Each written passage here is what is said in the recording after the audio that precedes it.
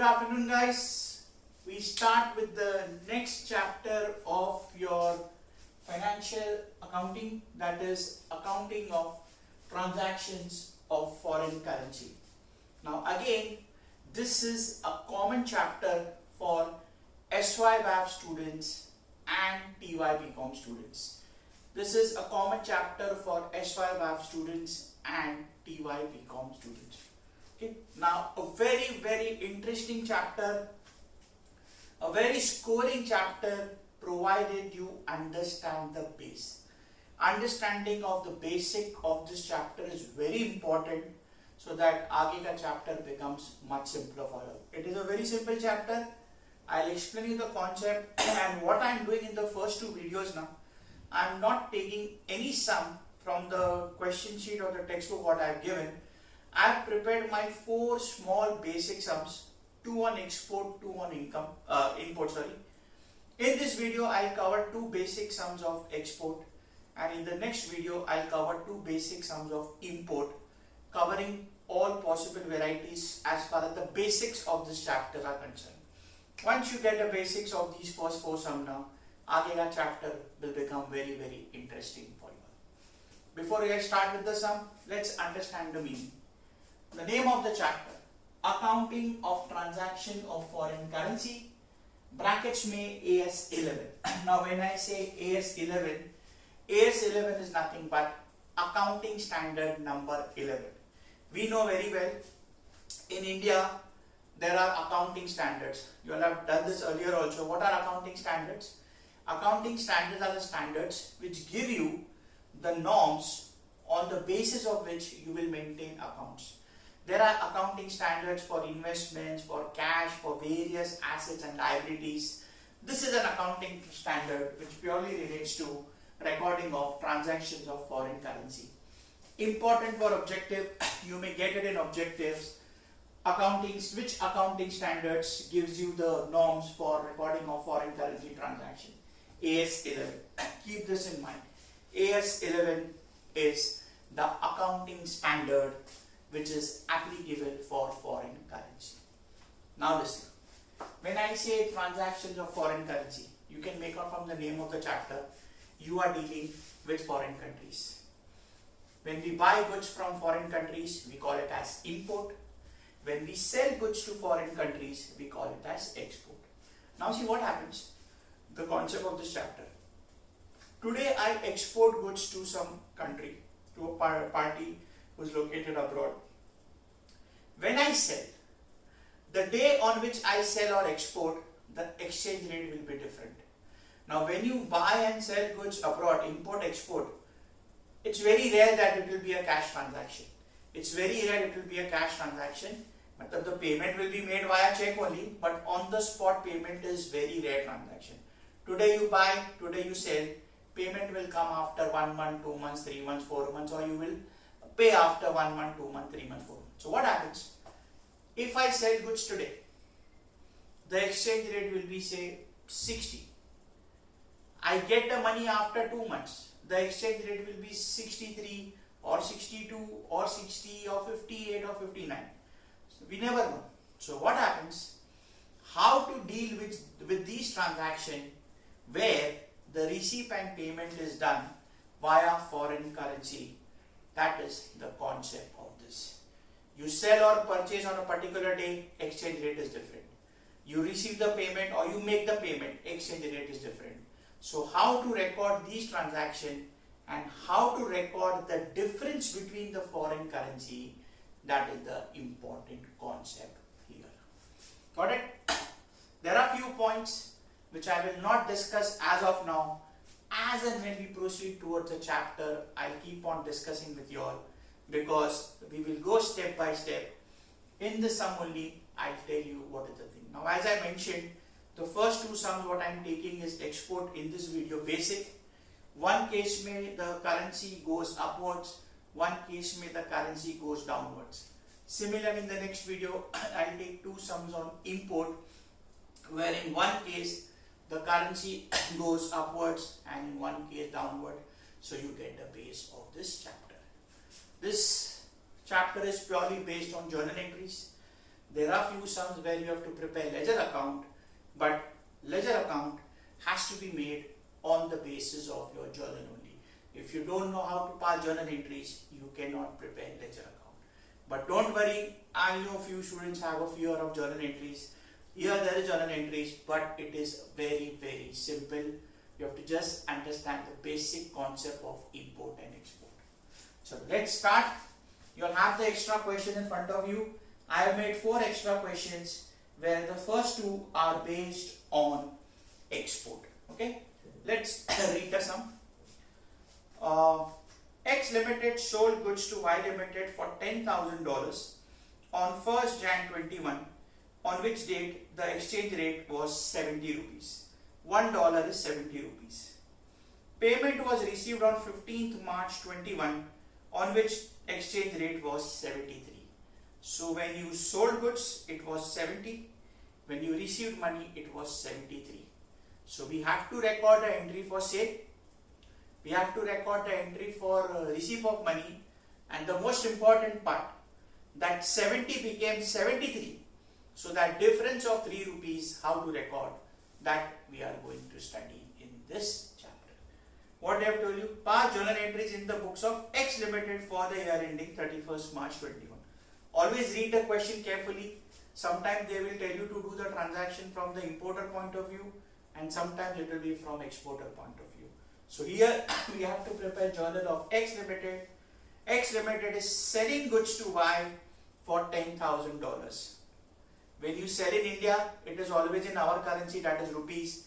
This is sold to Y for $10,000. That means it is an export transaction. Okay? Now, journal you prepare of around half a page. And since this is a small sum, I am making it a little bit bigger. In the first 4 sums, what I am going to do in the 2 videos, there will be only 3 entries. In the first 4 sums, in each sum, maximum 3 entries, all in fact 3 entries. Later on, the number of entries will go up. You may get 4, 5, 6, 7 or maybe 10, 15 towards the end of this chapter. But initial 4 sum, every sum has got 3 entries each. Let's start the first transaction. X Limited is selling goods to Y Limited for $10,000. On that day, the exchange rate was 70.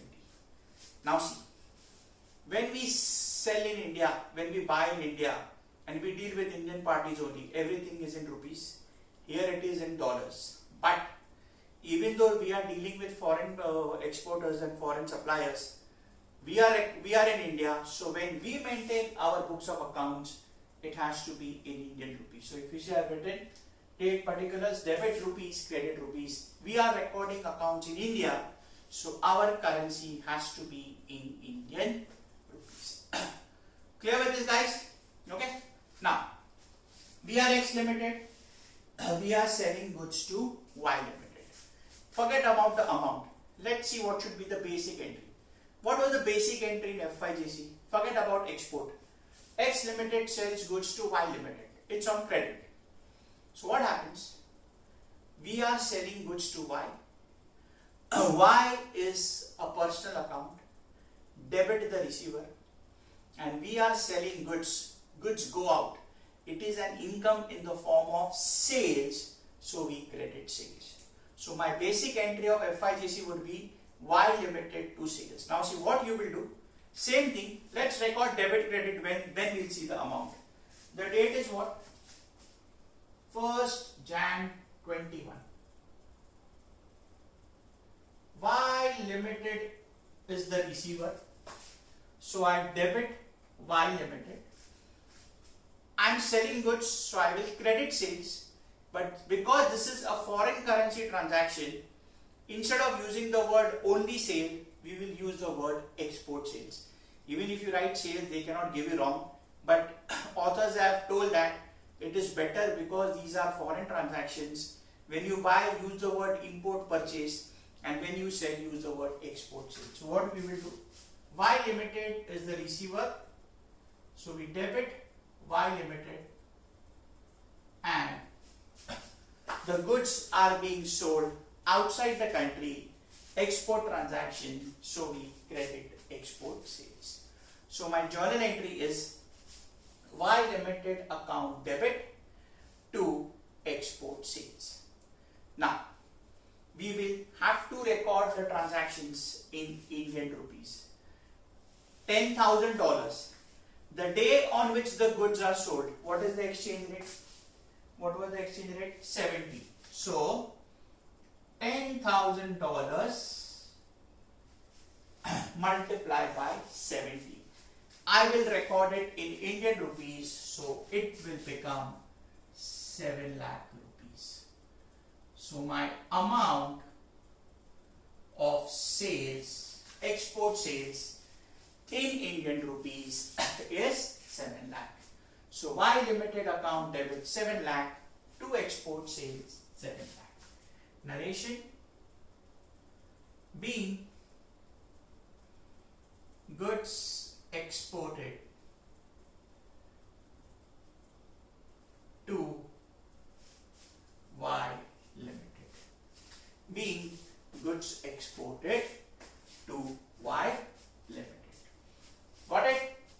We are in India. We are selling goods to an abroad customer, Y Limited, in dollars. Y Limited is the receiver, so we debit Y Limited, and the goods are sold, so we credit sales, but since it is sold outside the country, we use the word export sales. Basic FYGC entry. The only thing is we have converted into Indian rupees by using the exchange rate, and instead of sales written the word export sales. Got it, guys? This was the entry for sale. Now the next entry on receipt of money. See which date you are receiving money and at what amount. 15th March the payment is received, on which day the exchange rate was 73. Now you are receiving the payment on 15th March, on which day the exchange rate is 73. Now listen, when you deal outside the country, you cannot do transaction in cash. It has to be through bank only. So in this chapter, when I receive money or when I pay money, you will use the word only bank. Cash bank will not come. Foreign transactions cannot be in cash because our cash is in Indian rupees. There it is dollars or pounds or depending upon what your country currency is there. So you cannot transfer cash. Okay. Now understand this entry very carefully. Let's go step by step. I am receiving first 73 rupees per dollar. Money is coming in. So first what I will do is I will debit bank account. First I will debit bank account. The money what I am getting, I will get it in Indian rupees. I am going to get $10,000. The exchange rate is 73. So 10,000 into 73, the amount of receipt is 730. 10,000 into 73, the amount of receipt is 730. Now, when you record this, you have to first keep in your mind whether these transactions what we are doing at the time of receipt or payment, are you making a loss or are you making a gain due to foreign currency? Now see, this is export because import mein the funda becomes opposite. The day when I sold the goods, it was 70. The day I am getting money, the rate is 73. The day when I sold, the exchange rate was 70. The day I am receiving the money, my exchange rate is 73. So what is happening? My gain is there of 3 rupees per dollar. When I sell, the rate was 70. When I receive, the rate is 73. So 3 rupees per dollar ka gain. FYGC basic. Debit the losses and expenses, credit the gains and income. So one thing is sure, that there will be a credit of 3 rupees. How to do that? That we we'll see in 2 minutes. There will be a credit of 3 rupees, which will be my income. Which account it will go, that also we will see in some time. Now listen, I have debited bank account. I am receiving money, therefore I am debiting bank. Now I am receiving money from whom? Y Limited. Why I debited Y Limited here? I debited Y Limited because I sold the goods to Y Limited and the amount is receivable from them. So now, when it was receivable, I debited Y Limited. Now they are paying me, so I will credit Y Limited. So I will credit Y Limited and I will credit that gain. See why we have to decide gain or loss? Because if it's a loss, you will have to debit first and then credit Y. If it's a gain, I have to credit Y as well as I have to credit the income. Which income I have not yet told. So there are no debits because I have to credit Y and there is an income. So what will go? Let's go step by step. To Y Limited account. Now, when I am crediting Y Limited, I will use the same base rate. Now remember, what is base rate? Base rate is the rate at which the transaction of import and export was done. Here, the transaction of export was done when the rate was 70. Here, the transaction of export was done when the rate was 70. So this becomes the base rate when you debit or credit the party. This may be also there is a variation when the year changes, but we have another 4 to 5 days, at least another 4 days where we will go to transaction which goes in the next year. 4 lectures I mean. So what I do, I will credit Y by the same amount what I have debited, that is 7 lakh. If you want, you can put it in brackets, otherwise it's not required.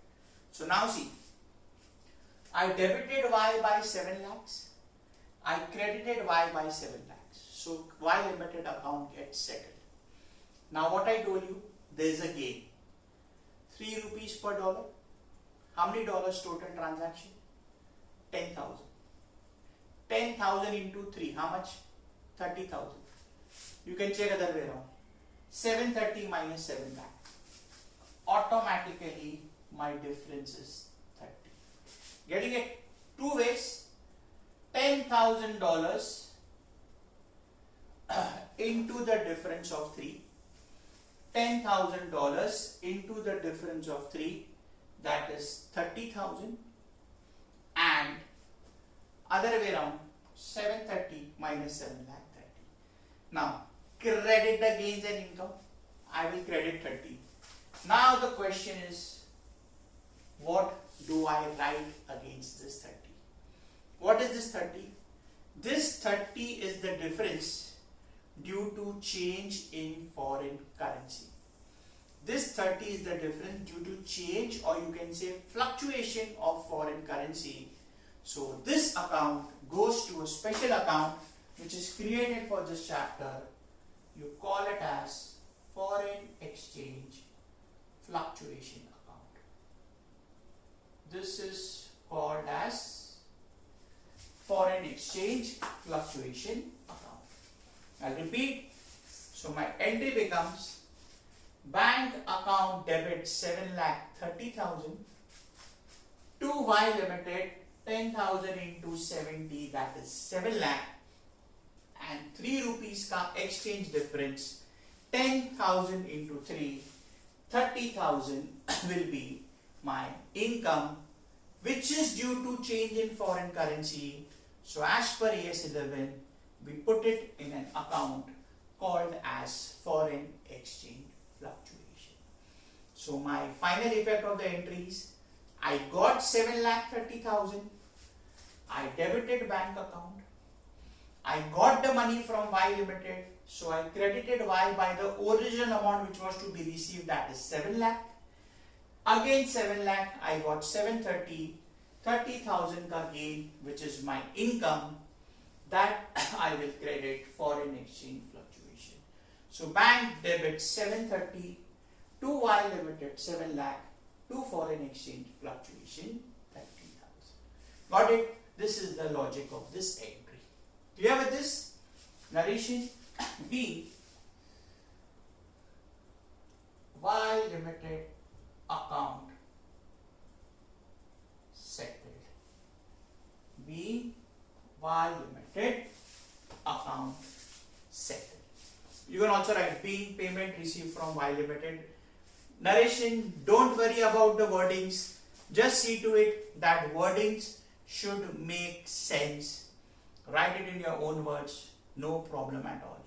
I'll be honest with you, 90% of the professors will not check narration. But if they see that narrations are not written, they'll deduct marks.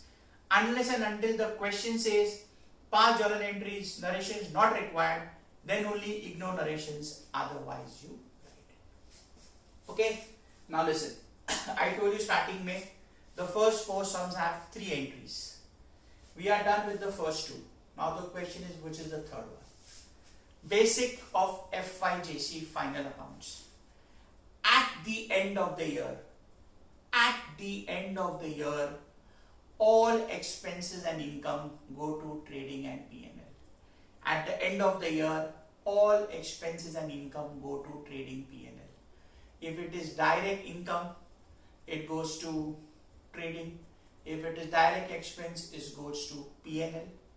Indirect expenses goes to P&L. Now see, chapter is focusing only on foreign currency transactions. So we have to just see where foreign exchange fluctuation will go. Now foreign exchange difference is an indirect expense or income which will always be transferred to P&L. So what happens? This company, when they prepare their P&L, they have earned 30,000 in the form of foreign exchange. It is income. So when they prepare their final accounts, it should appear on the credit side of P&L. It should appear on the credit side of P&L. So what you will do? See the second entry. You have credited foreign exchange fluctuation. Now you will have to reverse it by transferring it to P&L. So what you will do? Second entry may you have credited by 30. Now in the next entry, debit by 30. So foreign exchange fluctuation account gets closed and it's an income. So you will credit profit and loss account. So automatically when X Limited prepares its P&L, it will reflect in the profit and loss account. And this you will do on the last day of the year, which is 31st March 21. We know in India we follow financial year, that is April to March, and the question is also mentioned. So 31st March 21, foreign exchange fluctuation is credited. Now you debit. So foreign exchange fluctuation account debit, that will be 30,000. Foreign exchange fluctuation account debit 30,000, and this will go to profit and loss. So to profit and loss 30,000. Foreign exchange fluctuation account debit 30,000 to profit and loss account 30,000. Narration B.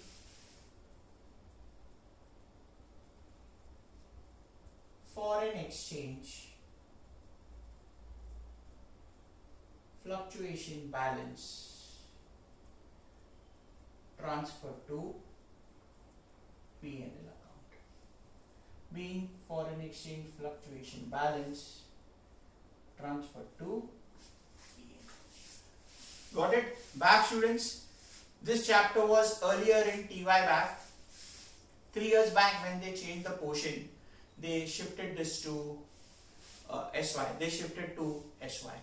Earlier, it was a chapter of TYBAF. In 2018, the syllabus was changed. So, few chapters of TY have come in SYBAF and the level of TYBAF has gone up. Got it, guys? Now, since it's a journal and BCom students, you all will be having this in board exams, Back students also, please keep that habit of writing the total. 7 and 7, 14. So 1430 is my total. Sorry, 14 lakh 60,000 is my. Got it, guys? So understand this sum very carefully.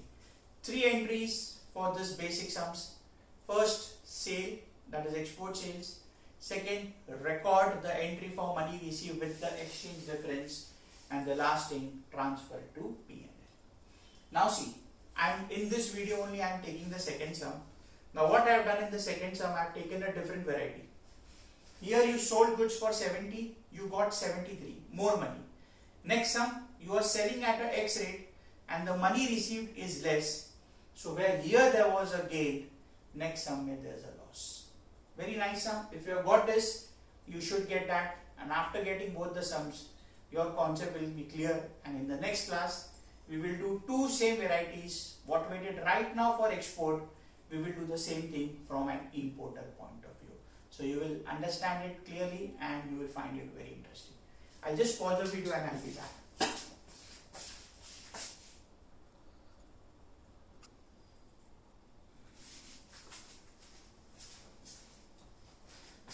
Okay guys, continuing with the next sum. The second question what you all have with you all. Let's see the sum.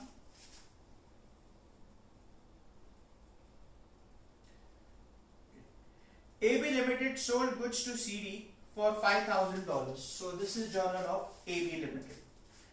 On 1st Feb 21, on which date the exchange rate was 72. Payment was received on 7th March, on which date the exchange rate was 70. What I told you, 72 tha, now it has become 70. Here what happened? 70 became 73. There was an increase in exchange rate. Yahan pe the exchange rate goes down. So yahan pe where there was a gain, now here it becomes a loss. 5 journal entries in the books of AB Limited for the year ending 31st March 21. First same thing. We are seeing from exporter point of view. We are AB Limited selling goods to CD in India. So the transaction has to be recorded in our currency, that is rupees. Which day? 1st Feb 21. So let's record the first transaction.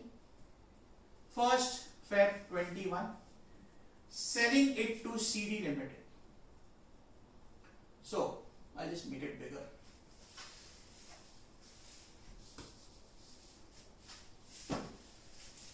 First,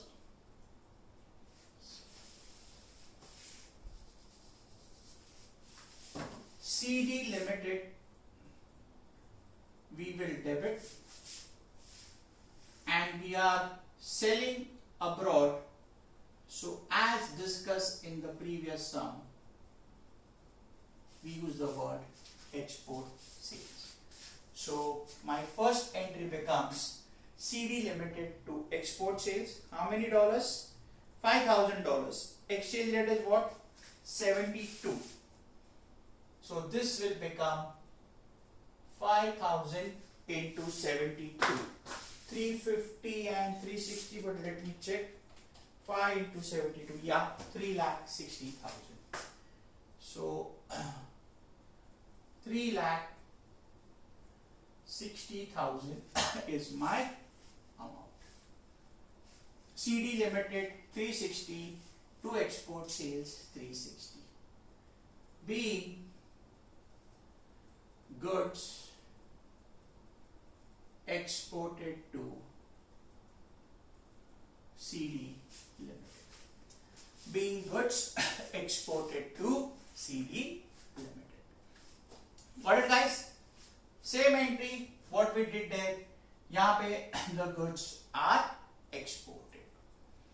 Next, I am getting money on which day? The sale transaction was 1st Feb. Now I am getting money on 7th March 21. I am getting money. The day I am getting money, what is the exchange rate? 70. So see, what you will do. I am getting money. So first thing is, if I am getting money, I will debit bank account. How much I am getting? $5,000 at the rate of 70 rupees. So 5 sevens are 35. I am getting 3,50,000. I am getting 3,50,000. Now listen. I sold when the exchange rate was 52. I sold when the exchange rate was 52. I am getting 72. I am getting 70. So can I say 2 rupees ka loss? What I told you, in the previous sum there was a gain, so I have to credit. Now there is a loss, so I have to debit. CD Limited, the amount was receivable, so I debited CD Limited. Next entry mein the amount was received. So in the previous sum, I credited the party as well as FEF because there was a gain. Here, CD I have debited in the first entry. In the second entry, I have to credit CD Limited. But there is a reduction in foreign exchange. I am losing 2 rupees. So there is a loss. So I cannot credit CD Limited. First, I have to finish off the debits. This is the difference between the previous sum and the current sum. I'll repeat. Previous sum I sold at 70, I got 73. Here I am selling at 72 and I am getting 70. So I am getting 70 where I sold at 72. So 2 rupees ka loss on $5,000. So 5,000 into 2, 10,000 rupees ka loss. For what? For change in foreign currency. That is change in foreign currency. So we use the word fluctuation. Fluctuation is another word for change also. So wherever there is a gain or there is a loss due to foreign currency change, we use the word foreign exchange fluctuation. If it's a gain, credit foreign exchange fluctuation. If it's a loss, debit foreign exchange fluctuation. Previous sum it was a gain. I credited foreign exchange fluctuation. Now there's a loss, so I will debit foreign exchange fluctuation. So what I will do is foreign exchange fluctuation account debit, foreign exchange fluctuation account debit, and this is to be recovered from whom?